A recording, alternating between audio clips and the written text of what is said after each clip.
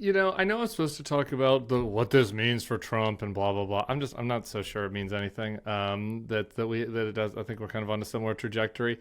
And so, can I tell you the thing about this trial that's brought me a little bit of joy? The news brings you so little joy these days, and so I like to try to focus on it. Have you been reading like the reports from the courtroom about the challenges to the jurors? I just love the menagerie of the human experience. It's New Unlike York. Everyone's JVL, got I their thing. love humans. I love hearing their stories. Like there's the person who was like, I went to the lake for 6 weeks with no Wi-Fi, and I don't even know what this trial is about. Like I love that person. Then there's a person then there was a lengthy debate over whether one juror should be expelled because he reads the Borowitz report. It's like the judge is you're going back and forth, and it's like, well, the board Ritz report enjoyer. It turns out that is not disqualifying. Maybe it's disqualifying in a certain way, but not for this jury.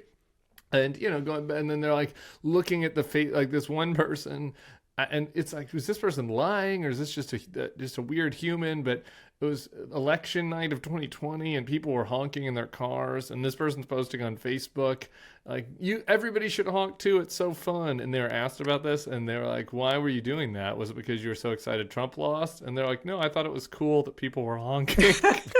It's like, is that person lying because they want to be on the jury so bad, or is it just the great and good people of New York that some people just like the honking parties? I don't know.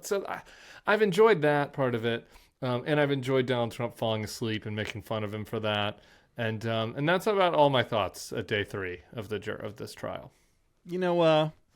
Us New Yorkers, Yeah, you can. we're Tell me used to about celebrity. We don't get blown away by the big lights. You're like, hey, look, it's Brad Pitt and Madonna, whatever. It's Tuesday, right? I mean, that's how we are.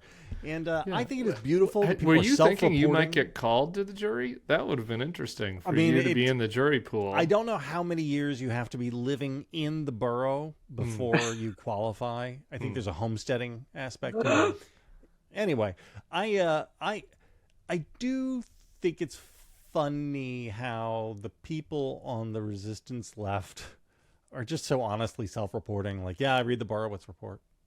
Yeah. You would think that if this was some gigantic crime family conspiracy, then there would be a bunch of resistance people doing their very best to appear not resistancy, so as to railroad your favorite totally innocent president. But that's not where we are. Okay. It also speaks to just the deep state conspiracies, how stupid they are. We all know they're stupid, but it's like in any of these scenarios about like, oh, the deep state's out to get Trump. I just like, I wish people read.